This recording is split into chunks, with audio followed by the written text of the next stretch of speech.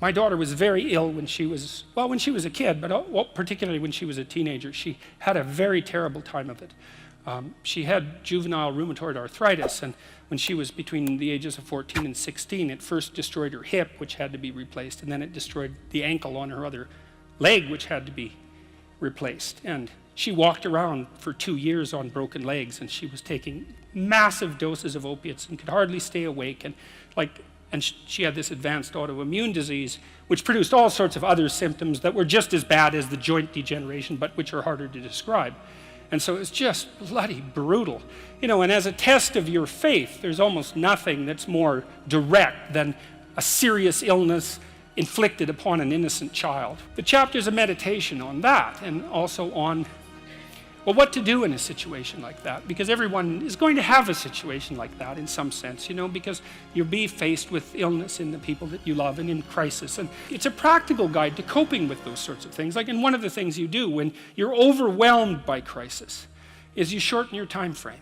You can't think about next month. Maybe you can't even bloody well think about next week, or maybe not even tomorrow, because now is just so overwhelming that that's all there is. And that's what you do. You cut your time frame back until you can cope with it. And if it's not the next week that you see how to get through, then it's the next day. And if it's not the next day, then it's the next hour.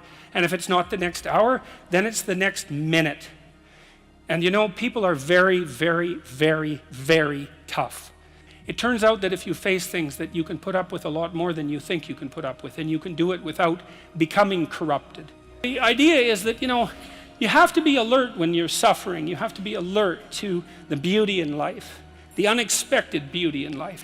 You know, you have to look for that little bit of sparkling crystal in the darkness when things are bad. You have to look and see where things are still beautiful and where there's still something that's sustaining. And you know, you narrow your time frame and you be grateful for what you have, and that can get you through some very dark times. And maybe even successfully if you're lucky, but even if unsuccessfully, then maybe it's only tragic and not absolute hell. And you can do that, you know, in the worst situation. You can make it only tragic and not hell.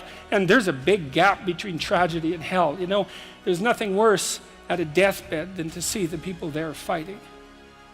The death is bad enough, but you can take that, as terrible as it is, and make it into something that's absolutely unbearable. If we didn't all attempt to make terrible things even worse than they are, then maybe we could tolerate